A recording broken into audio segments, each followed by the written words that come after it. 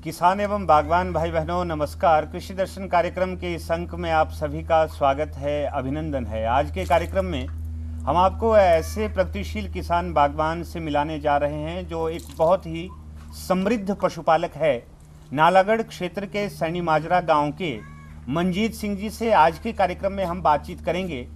मंजीत सिंह जी नौजवान किसान है, इन्होंने पशुपालन को अपनाया है, व्यावसायिक पशुपालन आज ये कर रहे हैं, दुग्ध उत्पादन से जुड़े हैं, अपने परिवार का पालन पोषण भी कर रहे हैं और प्रदेश का पशुपालन विभाग ऐसे किसानों की सहायता के लिए बिल्कुल तत्पर है। आइए आज के कार्यक्रम में बातचीत करते हैं मंजीत सिंह जी से और जानते हैं इनसे कि डायरी फार्मिंग का काम इन्होंने कब से शुरू किया, आज इन्होंने कितने पशु अपने पास रखे हैं, कितना दुग्ध उत्पादन ये कर लेते हैं, कितनी कमाई इनकी मासिक हो जाती है, महीने की हो जाती है, और हमारे प्रदेश के और किसान बागवान यदि इस व्यवसाय से जुड़ना चाहे तो उन्हें क्या करना होगा। आइए बातचीत करते हैं पशुपालक मंजीत सिंह जी से। मंजीत जी, कार्यक्रम में आपका स्वागत है, अभिनंदन है। हमारे किसान बागवान जो इस कार्यक्रम को देख रहे हैं वो आपसे पूछना चाहते हैं, जानना चाहते हैं कि पशुपालन को आपने अपनाया है, आप नौजवान है, युवा है, कहीं भी काम की तलाश में फैक्ट्री कंपनीज में जा सकते थे, लेकिन आपने अपने पूर्वजों के दिशा निर्देश को अपनाया। आज आप पशुपालन कर रहे हैं, पशुपालन को ही आपने क्यों अपनाया? कोई और धंधा, कोई और व्यवसाय आपने क्यों नहीं किया? हमारे दर्शक आपसे जानना चाहते हैं। जो सर हमारे पहले पूर्वज थे वो भी पहले दूध का काम करते थे और हमने सोचा कि आजकल काम इतना, पढ़े लिखे भी हम थोड़े कम थे और 3 बहन भाई है, पहले किसी खेती में इतना गुजारा भी नहीं होता था। हमने सोचा कि दूध का काम हमारे लिए बेनिफिट रहेगा ही और हम पहले थोड़ा दूध बढ़ाते बढ़ाते आज हमारे पास 10 डंगर दूध वाले हैं जी और हम खुद ही सब कुछ करते हैं, खेती बाड़ी का भी करते हैं और डंगर बच्चों का सब कुछ खुद ही करते हैं जी। अब हमारे किसान आपसे ये जानना चाहते हैं कि आपने कितने पशु रखे हैं और ये किस प्रजाति के पशु आप पाल रहे हैं, आपके पास एक दिन का लगभग कितना दूध आ जाता है, अब बताएं हमारे किसानों को। जर्सी गायें भी हैं हमारे पास और अमेरिकन गायें भी है जी। हमारे पास लगभग 1.5 क्विंटल दूध हो जाता है पर डे का जी और हम यहाँ पे लागी कुछ दूर पे ही दूध डालने जाते हैं। अच्छा। और हम इसी से गुजारा करते हैं जी। कुछ वर्ष पूर्व घर की माली हालत ठीक नहीं थी, पशुपालन विभाग के एक शिविर में जाने के पश्चात इनको आभास हुआ कि ये व्यावसायिक तौर पर पशुपालन कर सकते हैं। आज ये बहुत बढ़िया तरीके से पशुपालन कर रहे हैं। इस क्षेत्र के और नौजवानों के लिए भी ये मार्गदर्शक के रूप में उभर कर आए हैं। मंजीत जी, हमारे दर्शक आपसे ये भी जानना चाहते हैं कि परिवार के जो और लोग हैं, आपके भाई बहन, आपके पिताजी, आपके माताजी, आपके इस व्यवसाय में, आपके इस कार्य में उन लोगों का सहयोग आपको कैसे मिलता है? क्या घर के सब लोग आपका सहयोग करते हैं, आपके साथ रहते हैं? मैं दूध डालने बाहर चला जाता हूँ तो वो घास काट के लेते हैं, लाते हैं और पशुओं को डालते हैं और हमारे यहाँ पे जो जैसे फादर साहब हैं वो साफ़ सफाई का पूरा ध्यान रखते हैं। बहन है वो भी पट्टे एक घास काट के लेकर आती है, जो ब्रदर है वो भी हमारा ज़्यादा से ज़्यादा योगदान देते हैं साथ में। हमें साफ़ सफाई की ज़रूरत पड़ती है, जैसे कि हमें अपने अब खुद ही सोच लो कि जैसे हमें खुद नहाना पड़ता है, सब अपना शरीर साफ़ सुथरा रखना पड़ता है, उससे ज़्यादा साफ़ सफाई रखनी पड़ती है गायों की, भैंसों की, जितना भी हो सके। इसमें ऐसा है कि सर हम जितना साफ़ सफाई रखेंगे उतना ही डंगर बच्चू जो भी हमारे पास है वो सबसे बीमारियों से मुक्त रहेंगे। मंजीत जी, हमारे दर्शक जो इस कार्यक्रम को देख रहे हैं वो आपसे जानना चाहते हैं, प्रदेश का जो पशुपालन विभाग है वो पशुपालन को बढ़ावा देने के लिए बहुत सारी योजनाएं लेकर आ रहा है। कुछ समय पहले एक योजना चली, दुग्ध गंगा परियोजना, जिसके तहत हिमाचल प्रदेश के दुग्ध पालकों की बहुत सहायता की गई। क्या मंजीत जी, आपको कभी कोई समस्या आई? क्या आपने कभी पशुपालन विभाग के अधिकारी कर्मचारियों का सहयोग लिया और क्या आपको भी गायों को खरीदने के लिए ऋण लेना पड़ा? यदि आपने ऋण लिया है तो किस परियोजना के तहत आपको ऋण मिला है? हमारे पास पहले 2-3 ही डंगर थे और इसमें हमें ऐसा हुआ कि हमारे पास पैसों की प्रॉब्लम थी। हमारे पास सबसे बड़ी प्रॉब्लम थी कि पैसा हमारे पास ज़िम्मेदारों के पास इतना नहीं था कि हम गाय और ख़रीद सके। तो हमने दूध गंगा योजना से पैसा लिया और हमने आज तकरीबन 10-12 पशु है जो हमने उसके मुताबिक पशु लिए हैं। सर हमने दूध गंगा योजना से लोन लिया, फिर हमने पहले जर्सी ब्रीड थी हमारे पास और हमने अब ब्रीड अमेरिकन ब्रीड पैदा किया। जैसे कि हमारे डॉक्टर साहब आते हैं और हमने उनसे पूछा कि हम ज़्यादा से ज़्यादा दूध कैसे इनसे लिया जाए, तो उन्होंने बोला कि आप ब्रीड चेंज करो, और हमने ब्रीड चेंज की तो हमारे अमेरिकन ब्रीड हमने आज चल रही है हमारे पास, तो उनसे हमारे इनकम भी बढ़ गई है और हमारे पास आज गाय भी अच्छी हुई है। इससे हमें दूध का बहुत लाभ हुआ है। जर्सी गाय से हमें दूध पहले पर डे का 5 से 10 लीटर मिलता था। आज जब वो आजकल की अमेरिकन गाय चली हुई है, उससे हम 20 से 25 या 30 लीटर तक पर एक गाय से ले लेते हैं। मंजीत जी परिश्रम कर रहे हैं, मेहनत कर रहे हैं, पशुपालन से जुड़े हैं। मंजीत जी, चाहे व्यक्ति कोई भी काम करे, हर काम में समस्याएं आती है, परेशानी आती है। पशुपालन से जब आप जुड़े, आपको कोई समस्या आई, आपको कोई इस काम में दिक्कत आ रही है, हमारे दर्शक आपसे जानना चाहते हैं। और साथ ही साथ इन गायों को जो चारा फीड आप देते हैं, क्या वो सारा ख़रीदना पड़ता है? उस फीड को आप घर में भी बना सकते हैं, और यदि घर में बनाते हैं तो उसकी तकनीक क्या है, कैसे आप उसे बनाते हैं? हमारे दर्शक आपसे जानना चाहते हैं, बताएं। जैसा कि सर हमें प्रॉब्लम आ रही है आजकल, सबसे बड़ी प्रॉब्लम मेटाइटिस की सर हो। मेटाइटिस है हमारे लिए सर जानलेवा बीमारी पड़ गई है, क्योंकि हमारे यहाँ पे हर किसी गाय को पड़ रही है जी। उसका इलाज बहुत महंगा है आजकल। इसके लिए हम उसके डॉक्टर साहब से आपसे कुछ रिक्वेस्ट है कि हमें कुछ बता सके या हम उसका कुछ फ़ायदा कर सके गायों का, और हम इसके लिए हमारे इसकी कोई रोकथाम कर सके। सर फीड है कि जैसे हम खुद की तो नहीं तैयार कर सकते, ना ही हमारे पास इतना पैसा है, हमारे बाहर से फीड लानी पड़ती है हमें, और वो बहुत ही ज़्यादा महंगी पड़ती है। और हमारे यहाँ से पंजाब से फीड लानी पड़ती है, वो हमें बहुत महंगी पड़ती है जी। हरा चारा तो हमारे चलो, जैसा कि हमारे पास कुछ ज़मीन भी है थोड़ी बहुत, और हम उससे ही पैदा कर लेते हैं जी। आप पशुपालन से जुड़े हैं, गाय का पालन कर रहे हैं, अपने परिवार का पालन पोषण भी कर रहे हैं, ये अपने आप में बहुत अच्छी बात है। हमसे बातचीत करने के लिए, कार्यक्रम में आने के लिए आपका बहुत बहुत धन्यवाद। आइए अब कार्यक्रम में बातचीत करते हैं नालागढ़ क्षेत्र के senior veterinary officers. Kumar Sharma, आपका कार्यक्रम में स्वागत है, अभिनंदन है। आज कार्यक्रम में आपसे यही जानना चाहते हैं कि विशेष तौर पर हमारे पशुपालक यही कहते हैं, थुनैला रोग जब भी पशु में आता है तो हमारे पशुपालक बहुत हतोत्साहित हो जाते हैं।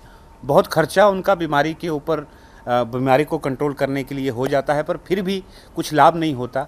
विशेष तौर पर आज कार्यक्रम में हमारे पशुपालक आपसे जानना चाहते हैं थुनैला रोग है क्या। और डॉक्टर विनय, जैसा मानव शरीर को स्वस्थ रखने के लिए स्वच्छता की ज़रूरत रहती है, साफ़ सफाई की ज़रूरत रहती है, ये जो डेयरी फार्मिंग है, क्या अपनी गायों को भी स्वस्थ रखने के लिए स्वच्छता से जोड़ना बहुत ज़रूरी है? स्वच्छता का डेयरी फार्मिंग में कितना महत्व है, समझाएं हमारे दर्शकों को। पशुपालन एक ऐसा व्यवसाय है कि इसको अगर हम वैज्ञानिक तरीके से करें तो बहुत अच्छा होगा। तो इसमें थनैला रोग डिस्कस करने से पहले मैं सबसे पहले आपको इनके साइंटिफिक वैज्ञानिक रूप से पशुपालन रखते कैसे हैं, पशुओं को रखते कैसे हैं, उसके बारे में थोड़ा सा बताऊंगा। सबसे पहले जो भी जानवर आप लेके आएँ, बाहर से लेके आएँ, चाहे घर का जानवर हो, उसको जहाँ रहने की जगह है वो बिल्कुल साफ़ सुथरी होनी चाहिए। थोड़ी सी उसमें ढलान होनी चाहिए ताकि जो उसका मल मूत्र है वो एक साइड पे इकट्ठा हो सके। हर 3 महीने बाद उस पशु को पेट के कीड़ों की दवाई देनी बहुत ज़रूरी है। रोज़ का 30 से 50 ग्राम मिनरल मिक्सचर, जिसको खनिज लवण हम बोलते हैं, वो देना ज़रूरी है ताकि उसकी शरीर की क्षमता, दूध देने की क्षमता, उसको मेंटेन करने की क्षमता बनी रहे। सफाई का विशेष ध्यान रखें, क्योंकि अगर सफाई हम रखेंगे तो जानवर को कोई बीमारी नहीं होगी। और जो बाहर के परजीवी हैं, बेसिकली होता क्या है कि जो जानवर के ऊपर परजीवी लग जाते हैं वो इनका खून चूस जाते हैं। हमने समय समय पर उनका उपचार करवाना है।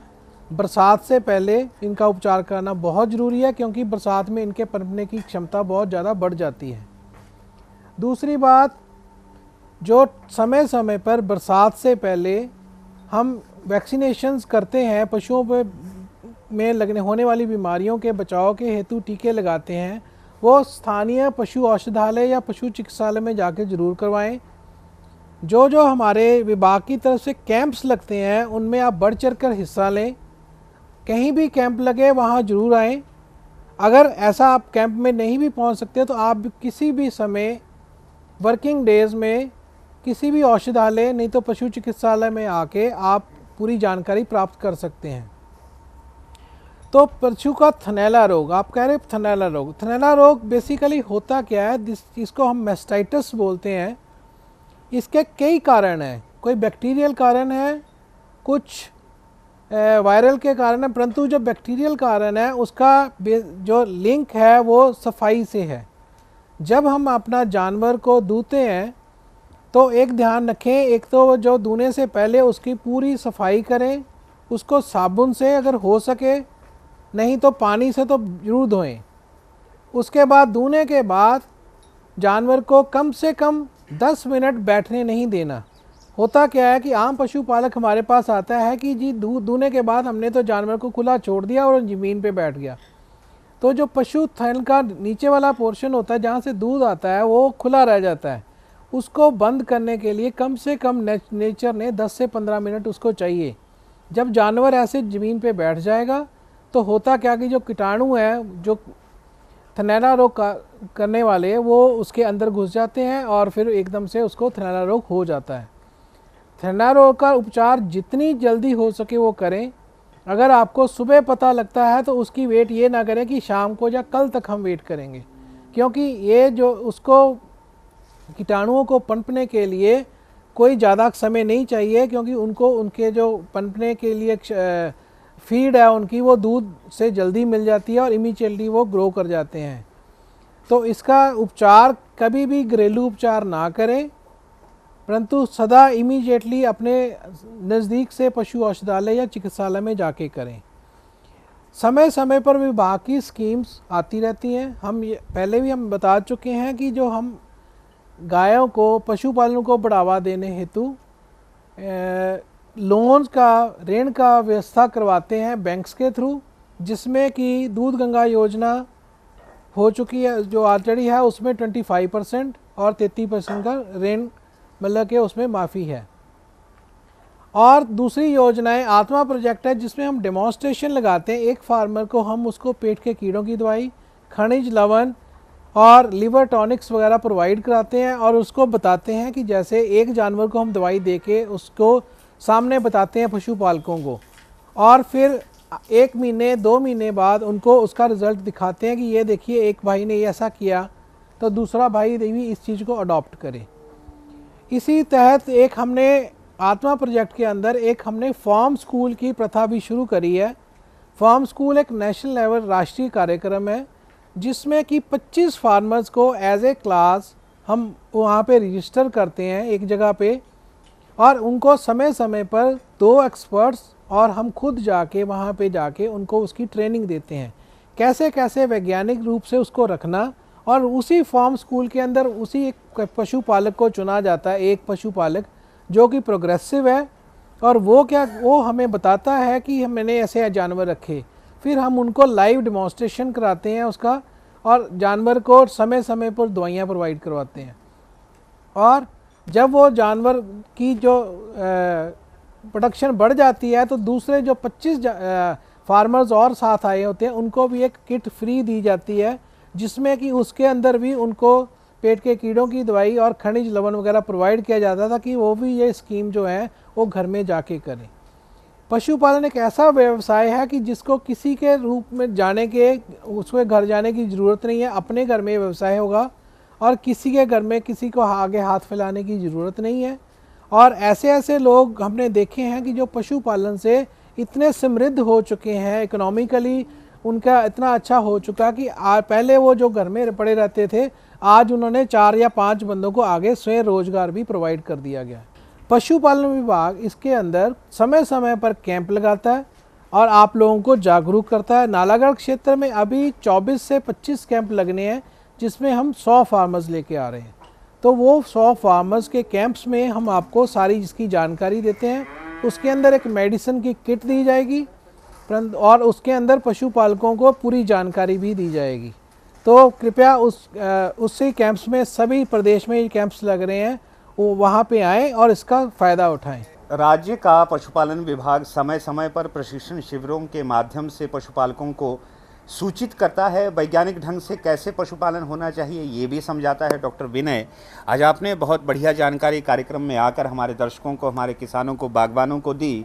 हिमाचल प्रदेश के नौजवान साथी पशुपालन को अपनाएं, डेयरी फार्मिंग का काम से जुड़ें, व्यावसायिक पशुपालन करें, इसी आशा के साथ अब अनुमति दें। नमस्कार।